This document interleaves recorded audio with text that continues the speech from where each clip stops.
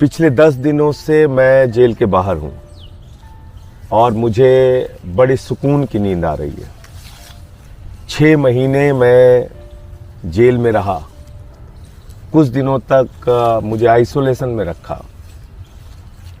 प्रधानमंत्री जी ने शायद अगर ये मौका नहीं दिया होता तो मैं अपने आप से मुलाकात नहीं कर पाता।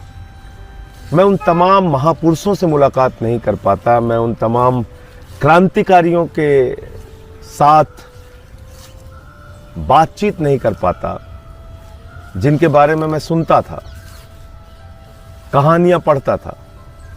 उनसे मेरी मुलाकात हुई, क्योंकि जब एकांत में आदमी होता है तो उसको बहुत कुछ सोचने समझने का, चिंतन करने का मौका मिलता है। मैंने नेल्सन मंडेला जी से मुलाकात की। क्या शानदार क्रांतिकारी जीवन था उनका। मैंने शहीद आजम भगत सिंह जी से मुलाकात की। 23 साल का एक नौजवान कैसे हिंदुस्तान की आज़ादी के लिए अपना सब कुछ न्यौछावर कर सकता है, ये जाना उनको पढ़कर। मैंने अशफाक उल्लाह जी से मुलाकात की। रोशन सिंह, राजेंद्र दहड़ी, राम प्रसाद बिस्मिल, पता नहीं कितने क्रांतिकारी जिनके बारे में पढ़ा, जाना, काला पानी के दस्तावेज पढ़े।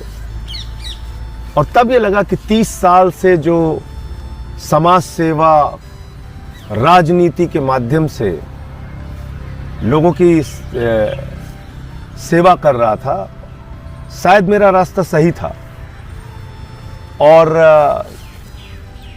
गांधी जी को पढ़ा तो ये जाना कि हम तो सही रास्ते पे चल रहे थे। शायद ये 6 महीने के जेल का सफर नहीं होता तो मैं ये नहीं सोच पाता कि मैं जो कर रहा था, जिस संघर्ष के रास्ते पे चल रहा था, वो कितना सही है या गलत है।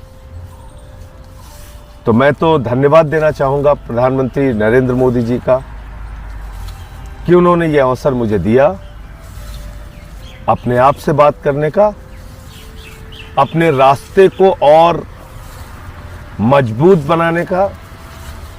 मैं 6 महीने जेल की यात्रा से और तप कर निकला हूं आगे के रास्ते को तैयार करने के लिए, आगे के रास्ते को और मजबूत करने के लिए। और एक बात मैं और कहना चाहता हूं कि हो सकता है कि आज बहुत सारे माध्यम बिक गए हों, लेकिन इतिहास कभी नहीं बिकता। इतिहास में वही दर्ज होता है जो आप करते हैं। क्या सच है, क्या गलत है, ये लोग तय करेंगे। लेकिन किस मंशा से प्रधानमंत्री जी ने मुझे जेल भेजा मैं नहीं जानता, लेकिन उनकी जो भी मंशा रही हो, मैं इतना ही कह सकता हूं कि आपको बहुत बहुत धन्यवाद मोदी जी। आपने 30 साल के मेरे संघर्ष के जीवन को और मजबूत बनाया और ये भरोसा दिलाया कि मैं जो काम कर रहा था वो बिल्कुल सही था और आगे और मजबूती से उसी रास्ते पे बढ़ूंगा।